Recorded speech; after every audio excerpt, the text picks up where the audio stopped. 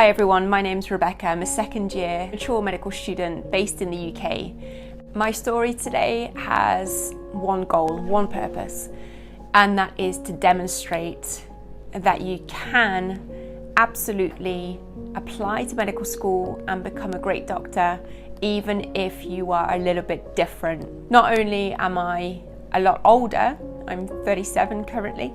No, I'm not, I'm 38 currently. If you have this burning desire to be a doctor or to be a nurse, or it doesn't have to be medicine, if you have a dream and you're willing to work hard and make some sacrifices along the way, then you can achieve that goal.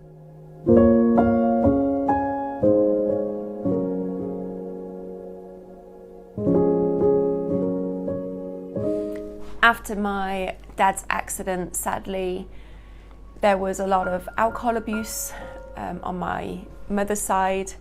She was unable to look after me and my brother.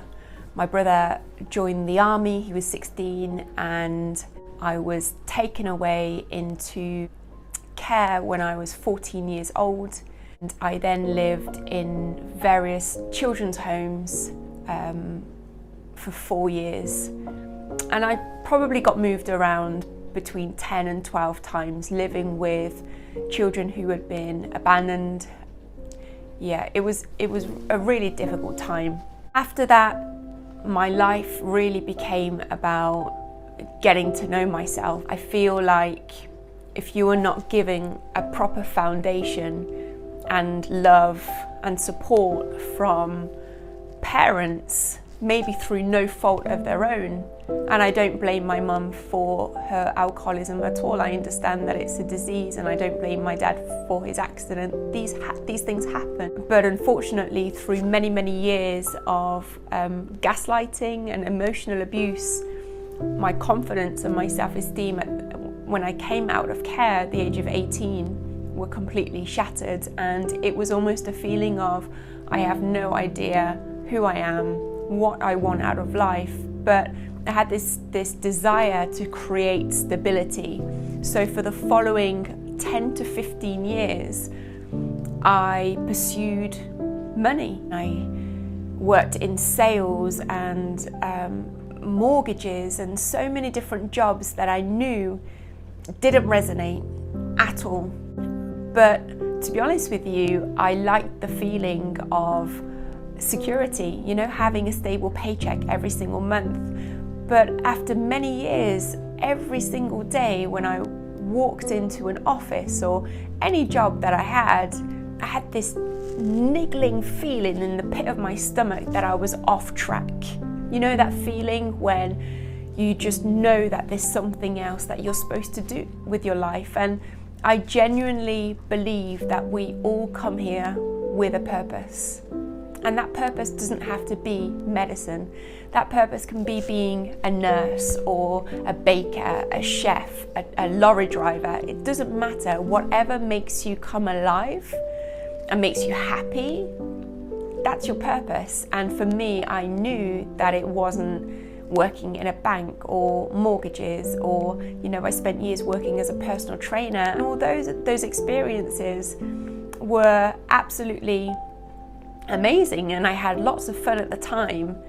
I just knew that there was something more out there.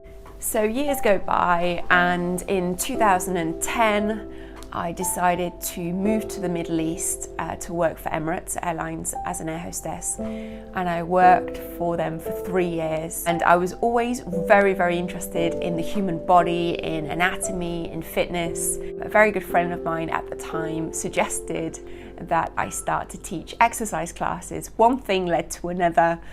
Before I knew it, I was a qualified personal trainer. I was working over there, teaching classes and also coaching people one-on-one. 2015,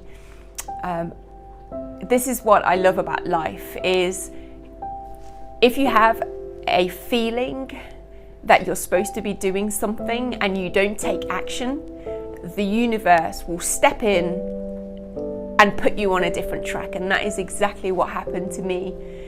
I started to feel pain in my back and in my neck.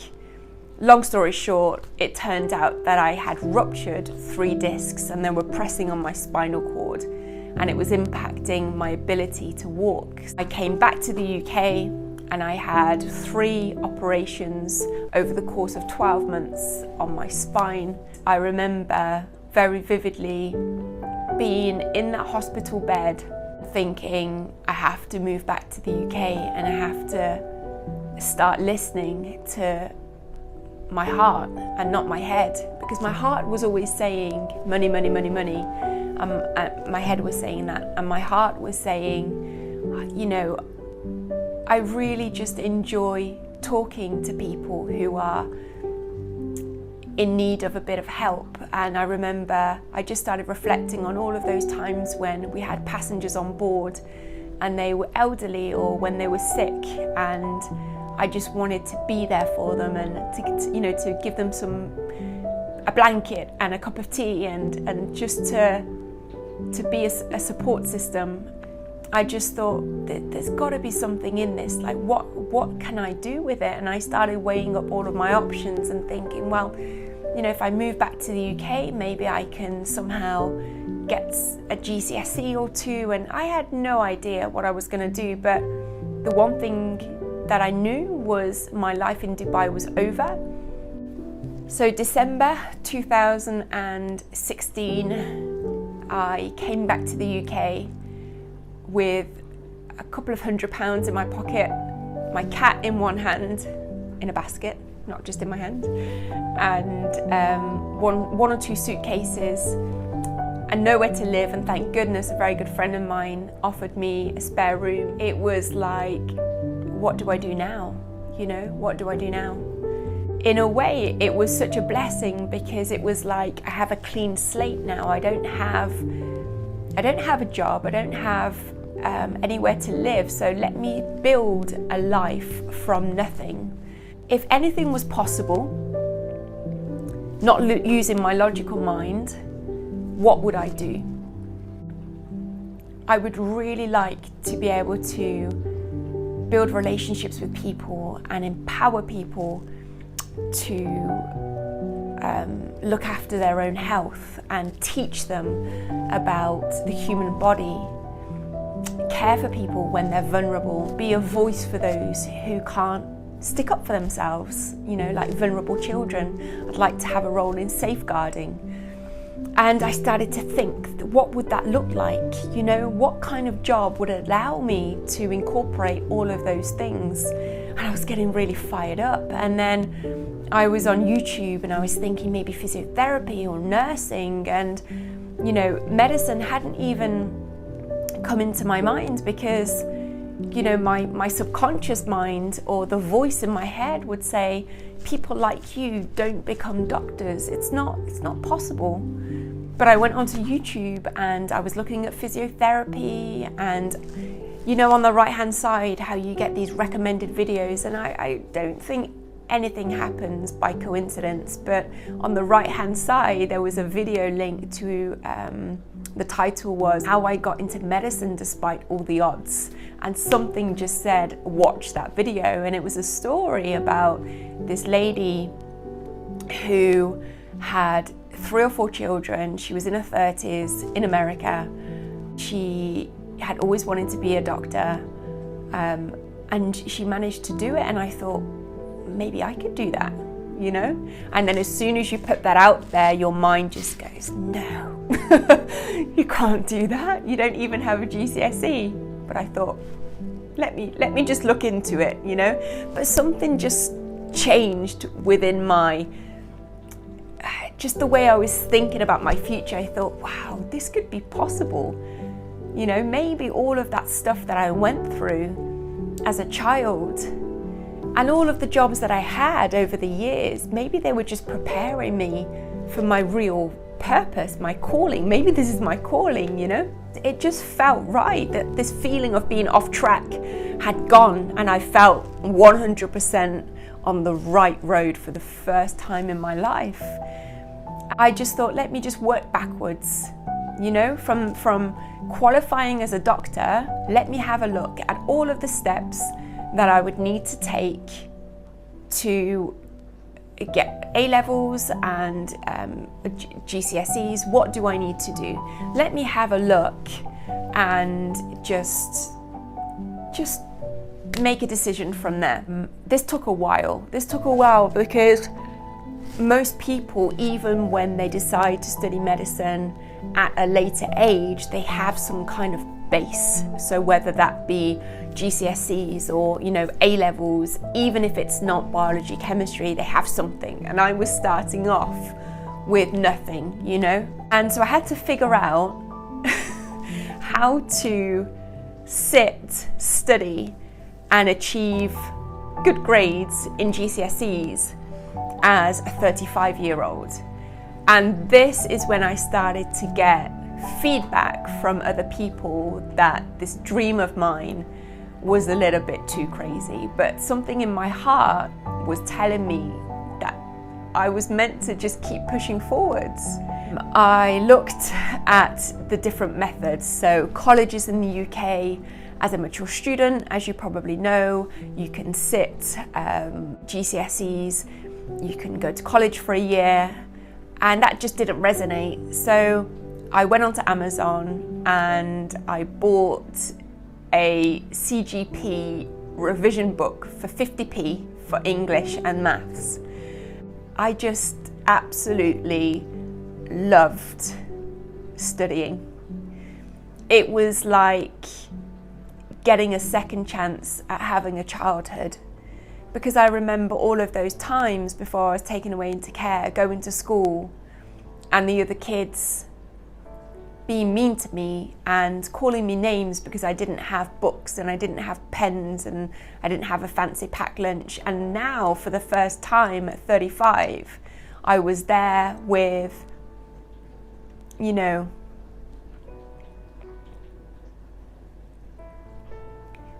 with a packed lunch and with all the tools that I needed to not only make a difference in my life, but potentially in my patient's life in the future. So I just kept going. And I had this fire within me, and I just wanted this more than anything that I'd ever wanted before.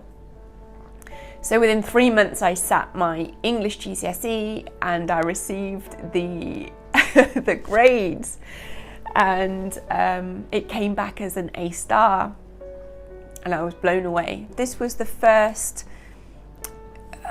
proof, the first bit of proof that actually, no, I'm smart. So then I sat maths and I got an A, and I self-studied that, and chemistry, physics, biology. Once I had all of the GCSEs, I then started looking into, okay, so how do I now get A-level, chemistry, biology, a third subject? And this proved to be really difficult.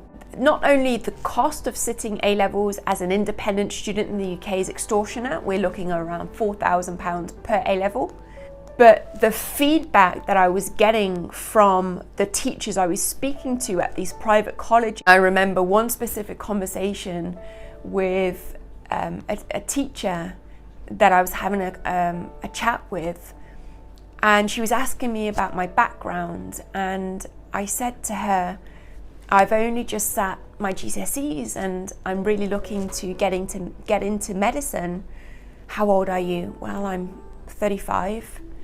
And she just kind of said to me, I've been teaching some of the best students in the UK, and these students get A stars in their A-levels, and even they don't get into medicine. I think this is going to be really difficult, Rebecca. Okay, thank you, bye. My reaction. Okay, next. And the more people said to me that this was unrealistic and that I wouldn't be able to do it, it was like jet fuel to me. You don't know what I'm capable of. You have no idea the lengths I'm going to go to get into medical school. I just thought there must be another way. And then I discovered the Access course, Access to Higher Education in Medicine. And at the time, there were only 4 colleges in the whole of the UK offering this course, which is essentially 4 subjects, so biology, chemistry, physics and maths, A-level syllabus covered over 1 year. Okay, where is the nearest college to where I was living? And it was a 3-hour drive away. I applied to this college, I was accepted for 1 year. I drove 6 hours round trip, 6-hour round trip, twice a week for a year. And I was successful on this course. It's the hardest I've ever worked. Getting up at 3, 4 o'clock in the morning, driving there, getting there, having a quick coffee, going to classes. It was the hardest course that I've ever enrolled in, because I didn't really have that much of a foundation, only the knowledge that I had from self-studying these GCSEs. During the Access to Medicine, I was also applying to medical schools, but one of the story that I want to share with you really quickly is again on this notion of people being negative.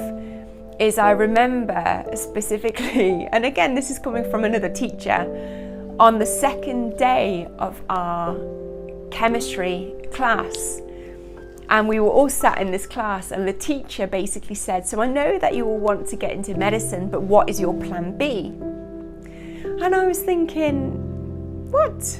Plan B? There's no plan B, This is the plan. There's no plan B. And she went to every single person and said, tell me what your plan B is. And everybody had one. And she said to me, what's yours? And I said, there isn't one. I will get into medical school. And it was just like, why were so many people doubting me? Like, I've made a decision. This is it. This is the plan. I will be getting into medical school. And it was like, how can teachers even doubt their own students? This is why I feel like videos like this from people who have done it are so important, because of the negativity. And I do understand why it happens, because we live in a world that is so logical. If you were to write down on a piece of paper my starting point and say, is this person ever going to get into medical school? Of course not. This person doesn't even have a high school qualification. I feel like when we set out to do things in life that are unrealistic, we have to tune out of our logical minds and listen to our heart and our spirit and our soul. I applied to various universities, and I got questioned by one specific university close to my home as to what the hell had gone in my life. It just didn't make sense to them. I wasn't this, normal applicant, and I don't think they could get their head around it. And I had to kind of get proof from my school in France that I failed these exams, and it was a back and forth, and I got rejected in the end. I think it was just too out there, and I got rejected by the other 2 universities. I was finally accepted at the medical school that I attend. When I was having the interview, my interview was a little bit different because of my background. It wasn't a typical MMI. I had a 2-on-1 interview with 2 doctors, and they were asking me questions, and it was so surreal because I was there and they were seeing this potential within me that maybe, just maybe, they would give me that chance to become a medical student and to care for patients. And I thought, wow, even if I don't get through, I'm so close, and I'll reapply next year, And then they said something, and it just made me realize that I was gonna get in. One of the doctors said to me, when you start medical school, you'll need to be clear that you're a medical student, not a doctor. Because of your age, people may think that you have more experience than than what you have. When, not if, when. I just started to cry in this interview, and all of my fears then came up. My logical mind started to think about, but I don't have a fancy laptop and I don't have fancy clothes and my parents aren't rich. It was such a surreal experience. And then I was going back home, and I got a phone call from the admissions tutor. And we weren't expected to hear anything for 2 weeks. And my phone rang on the train, and I knew it was him. Hello? Hi, Becs. Yeah? And he said, you're in. And I said, what? Are you sure? Are you sure? I was so used to kind of being given things as a kid and then having them being taken away. And I was like, I need proof of this. I need proof of this in writing. But I got it, and I was accepted at medical school when I was 36, and I started my first day at university, my very first degree, at the age of 37 years old. I am, and I was, the oldest medical student in my year group. It doesn't bother me in the slightest. Words cannot even express how grateful I am to be studying medicine. So I would absolutely love to hear from you. Please comment down below if you are planning to apply to medical school. I'd love to hear where you are in the world, whether you're in the UK, what your background is. If you don't feel comfortable sharing that on a comment, I do fully understand. My email address is linked down below. I will be replying to every single person who takes the time to message me, whether it's a comment or an email. Good luck on your journey. Never give up. The world needs caring, kind, compassionate doctors. I know that if you've had a difficult background, then there's a reason for it. You've got to believe that. So thank you for watching. I hope to bring many more videos on various topics. So if you enjoyed today, please remember to subscribe, and I will see you soon.